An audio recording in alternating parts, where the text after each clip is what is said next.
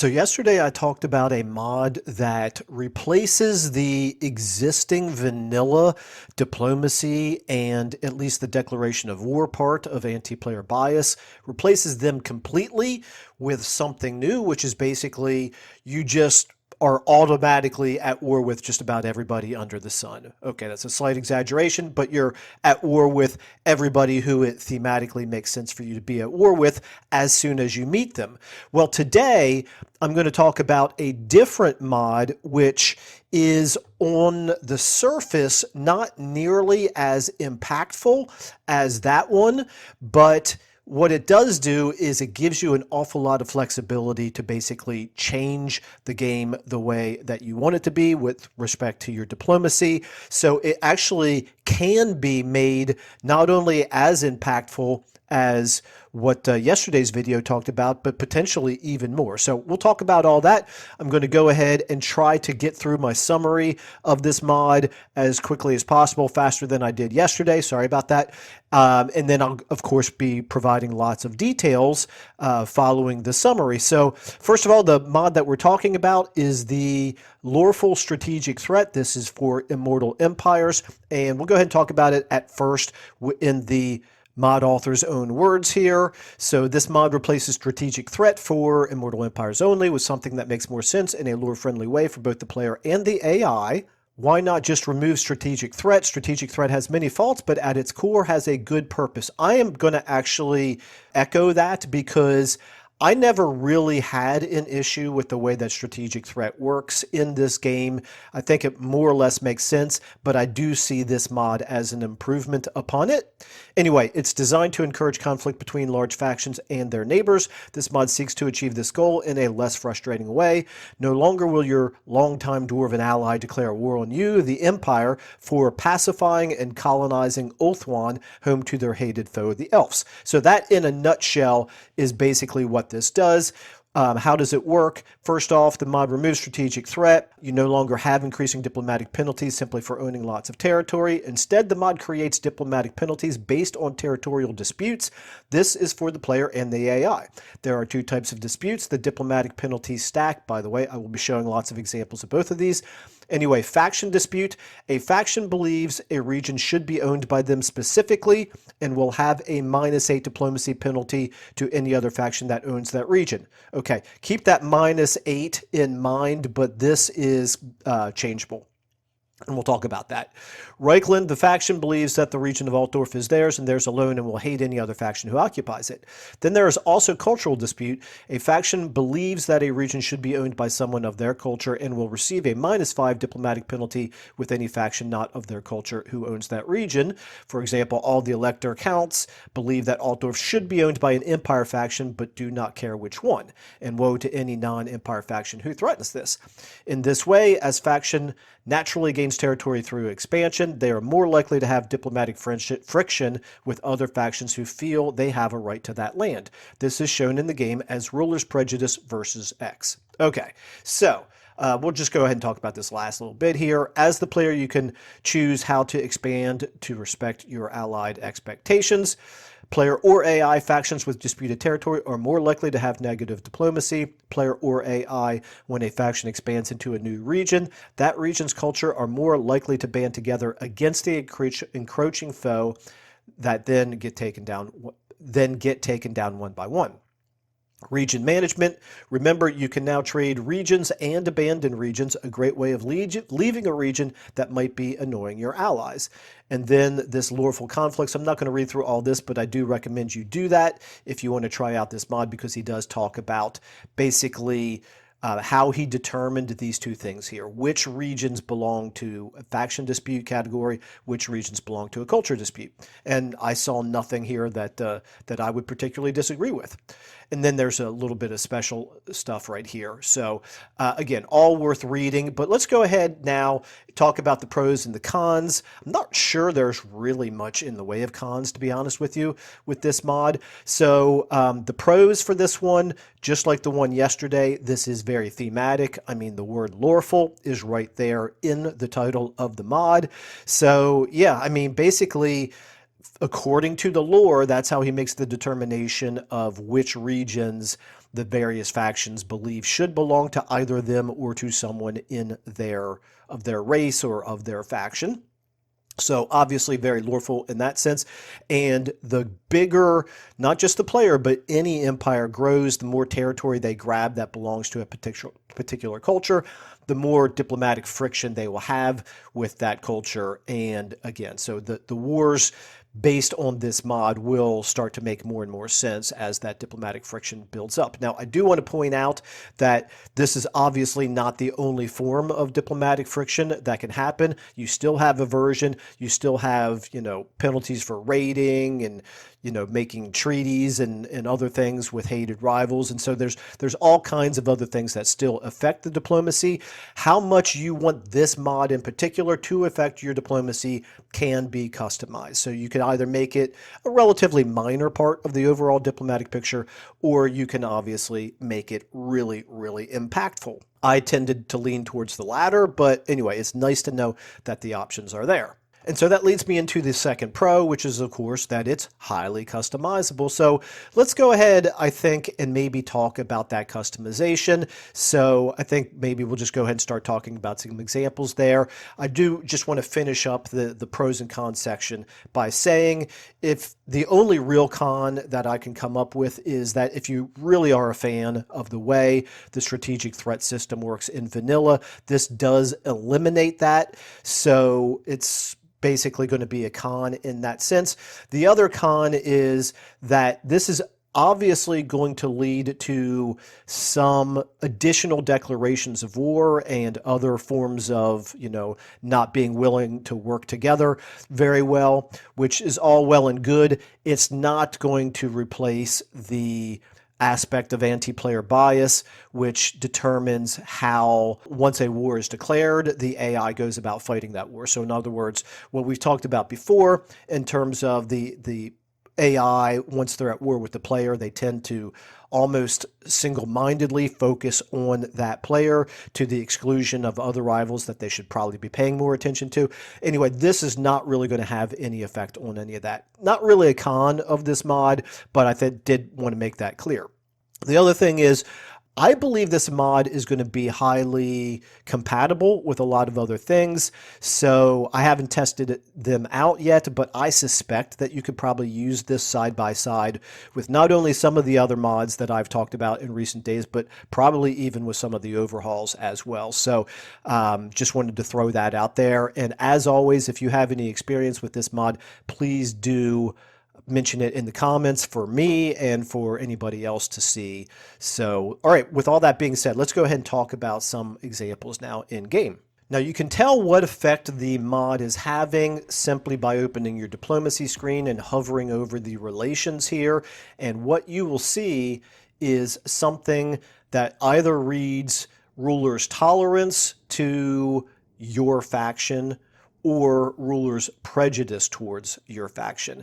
If it says ruler's tolerance, that means it's a positive number. Ruler's prejudice means it's a negative number. At least I think I can safely say that. Now we're going to show here as the first example, this is Nakari with Slaanesh, and Nakari obviously starts out on Oath 1, but it does appear that you still have positive relations with the High Elves. You have this ruler's tolerance for seducers of Slaanesh, which may seem kind of counterintuitive. Well, the reason for that is because Nakari begins with a plus 20 in relations to everybody. And so actually it's now been reduced down to 5. The reason it's been reduced to 5 is because we have 3 settlements, all 3 of which the High Elves do consider to be part of their cultural group.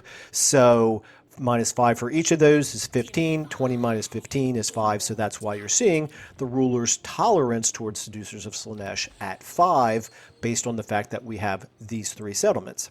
And as mentioned, because your loreful strategic threat is only one of many modifiers to your diplomacy, yeah, the High Elves still hate you, of course, and so they are still going to be declaring war on you. You need not worry about that. All right, so let's look at the same location, basically, but from the High Elf perspective.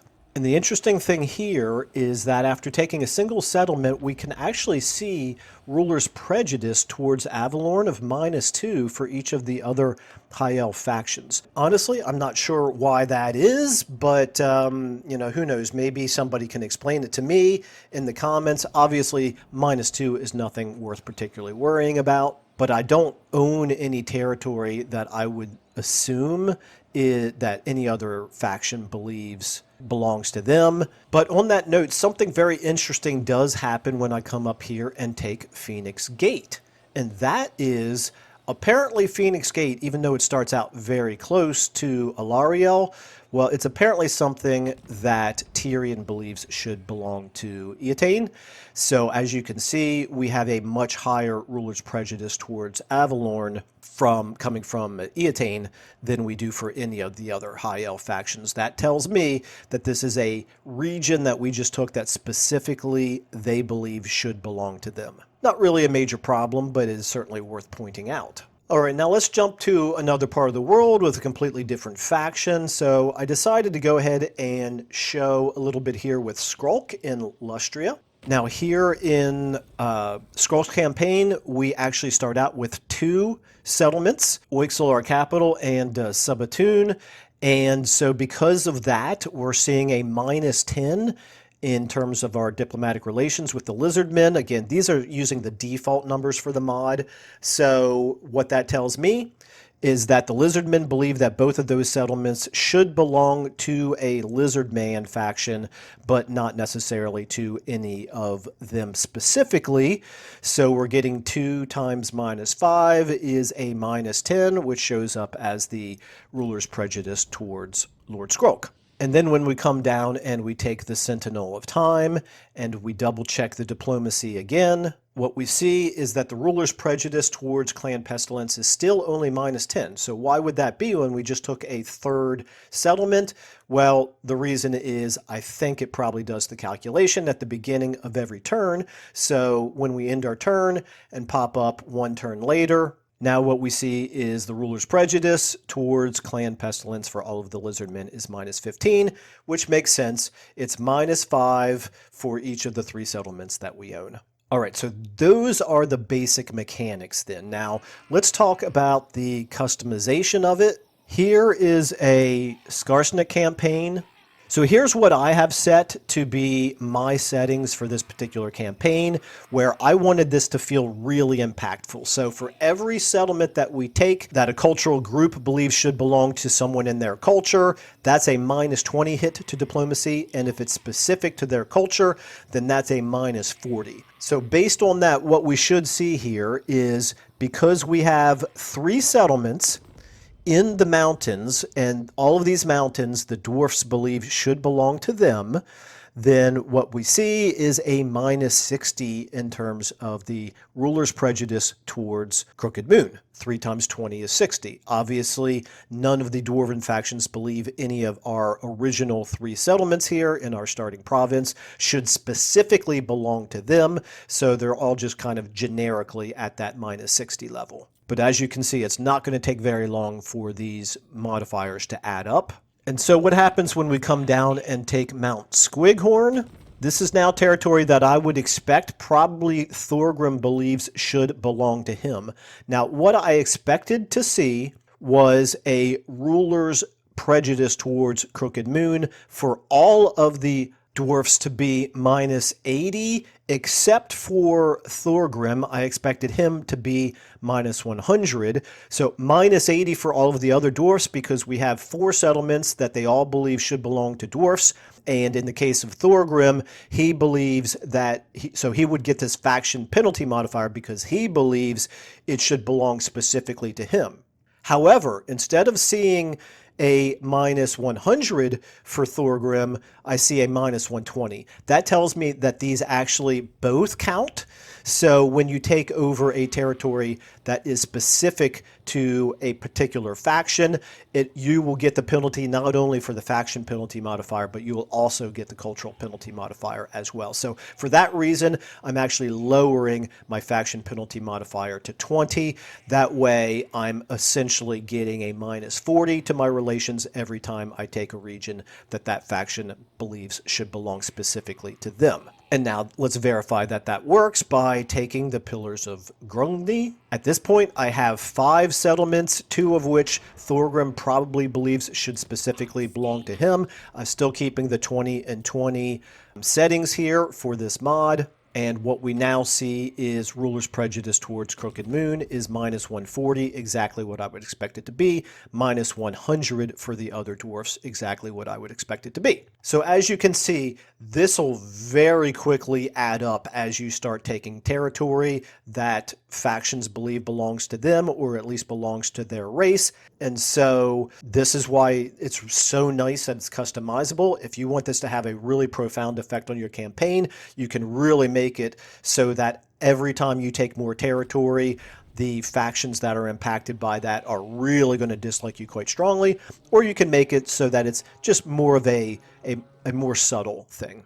All right, and then finally, one other example that I wanted to talk about is the case of Balthazar. So Balthazar is somewhat unique because he actually starts out in Cathay, which is territory that Cathay believes should belong to them. Now, you don't start out with any settlements, so obviously you don't start out with any prejudice against you. But as soon as we take Temple of Elemental Winds, now this is with default settings. I haven't changed the settings. Again, you don't see anything right away because this is the same turn that I just took the settlement. So let's see what happens one turn later. Now, when we look at Western provinces, we can see Ruler's Prejudice versus the Golden Order is at -5. So again, default setting. So this is a settlement that they believe should belong to any of the Cathay factions, not necessarily them. Interestingly enough, the Jade Court doesn't seem to care. So they don't really care what happens in Cathay, I suppose. They're so far removed from it. But the Burning Wind nomads here, they are just like the Western provinces. They get this -5 for Ruler's Prejudice. So you want to be careful as Balthazar, because if you do any expanding at all with him inside Cathay, you're going to very quickly start getting some negative modifiers, and that could be not something that you want to have happen because of the relationship, the good relationship between Zhao Ming and Balthazar. And in particular, what you probably don't want to do is set the cumulative effects, which means instead of getting the effect a single time, you're getting it added up turn after turn after turn. So this is something that I never messed around with, because to me that's going to get quite out of hand, because almost any faction you're going to be expanding enough that you would start building up ridiculous modifiers very, very quickly, turn after turn. But it is an option that's available to you if you want to. So anyway, that's hopefully enough examples to make sense of this mod. I really like the fact that it provides what I think is a slightly more sophisticated way to handle the strategic threat aspect of the game. It's, I think, a pretty effective replacement for it. And the fact that it is so customizable really is very, very nice. It puts the power into the hands of the player to decide just how impactful they want this to be. I highly recommend this. To me, it feels like something that probably should have been in the base game all along. It does make, to me, a little bit more sense than the standard strategic threat. But again, just be aware of its limitations. It's going to make it harder to have diplomatic agreements with factions whose territory you keep taking, but it's not going to completely eliminate the anti-player bias if you still leave that turned on in terms of what those factions choose to do with their armies once they're already at war with you. So I do think this could very easily lead to more wars, but it's not going to alter how those wars get fought. That's going to fall into another mod, which I will be talking about again here in the next day or two, hopefully. But again, just to repeat, if you have any experience with this mod, and I know some of you do because this is one that was recommended to me, please do leave your thoughts in the comments below. Let everybody else see those comments as well. Anyway, hopefully, again, this video was somewhat helpful. If so, please do consider leaving a like and subscribing. And of course, as always, if you would like to help support the channel, which I very much appreciate, I do have a link to my Patreon page in the description below. And on that note, let me go ahead and say thank you all so much for watching, and I will see you guys in the next video.